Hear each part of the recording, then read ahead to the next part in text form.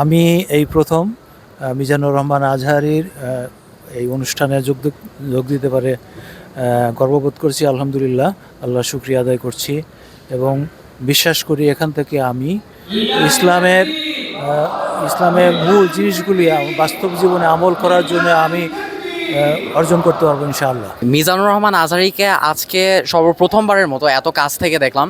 আলহামদুলিল্লাহ, এটা আমাদের জন্য অনেক বড় একটা পাওয়া। আর আপনি বলছিলেন যে ওনার নেতৃত্বটা, তো আমরা যদি আমাদের জেনারেশনে ওনার নেতৃত্ব একদিনের জন্য হলেও যদি পাই, সেটাও আমি মনে করি আমাদের জন্য অনেক বড় একটা সুদিন আসতে চলেছে, যদি সেই নেতৃত্বটা পাই এবং আল্লাহ যদি সত্যি আমাদের জন্য এটা নির্ধারণ করে রাখেন।